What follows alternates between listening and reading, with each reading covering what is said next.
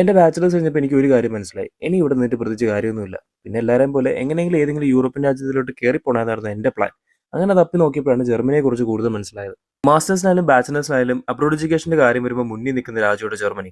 പക്ഷെ നാട്ടിൽ നിന്ന് വരുന്നവർ ഒരു കാര്യം കൂടെ മനസ്സിലാക്കണം. എങ്ങനെയും കയറി വരാൻ വേണ്ടി ഏജൻസിക്കാർ പറയുന്ന ഇന്നേ വരെ കേട്ടിട്ടില്ലാത്ത ഏതെങ്കിലും ഒരു കോഴ്സ് എടുത്ത് വരുന്ന 8ന്റെ അല്ല 16ന്റെ പണി ചിലപ്പോൾ കിട്ടിയേക്കാം.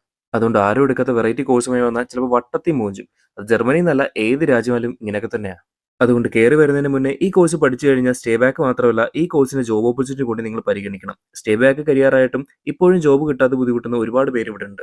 രണ്ടാമതായി വരുന്ന സിറ്റി കൂടെ നോക്കുക. പൊതുവെ ഫോറിനേഴ്സും സ്റ്റുഡൻസും ഒക്കെ കൂടുതലുള്ള പ്ലേസിലാണെങ്കിൽ പാർട്ട് ടൈം കിട്ടാനും കുറച്ച് ബുദ്ധിമുട്ടുണ്ടാവും. കുറച്ച് ഉള്ളിലോട്ടുള്ള പ്ലേസ് ആണെങ്കിൽ പിന്നെയും ചാൻസ് ഉണ്ടാവും. എന്റെ ഒരു അനുഭവത്തിൽ എന്ന് പറയുന്നത് കേട്ടോ. ആൻഡ് മൂന്നാമതായി ഇത് നിങ്ങൾ ശ്രദ്ധിച്ചു കേട്ടോ. എടുക്കുന്ന ഇംഗ്ലീഷ് പ്രോഗ്രാം അല്ലേ, അതുകൊണ്ട് ലാംഗ്വേജിന്റെ കാര്യത്തിൽ നിങ്ങൾ പേടിക്കേണ്ട കാര്യമില്ലെന്ന് ഏജൻസിക്കാർ പറയും. പക്ഷെ നിങ്ങൾ ഏത് നാട്ടിലേക്കാണോ പോണേ അവിടുത്തെ ഭാഷ നന്നായി പഠിക്കാൻ ശ്രമിച്ചോ, ഇല്ലെങ്കിൽ നന്നായി പെടും. അതിന് ഏറ്റവും വലിയ ഉദാഹരണം കേട്ടോ ജർമ്മനി. ഇവിടെ ഒറ്റ എണ്ണത്തിന് ഇംഗ്ലീഷ് അറിയത്തില്ല. ഇനി അറിയാവുന്നവരാണെങ്കിൽ കൂടി വാ തുറന്ന് മിണ്ടത്ത് കൂടിയില്ല. ഏജൻസിക്കാർ പൈസ കിട്ടിക്കഴിയുമ്പോൾ അവിടെ മൂടും തട്ടി അവർ പോകും. അതുകൊണ്ട് നിങ്ങൾ ഏത് രാജ്യത്തേക്കാണോ പോകുന്നത് അവിടുത്തെ ഭാഷ നന്നായിട്ട് പഠിക്കാൻ ശ്രമിച്ചോ.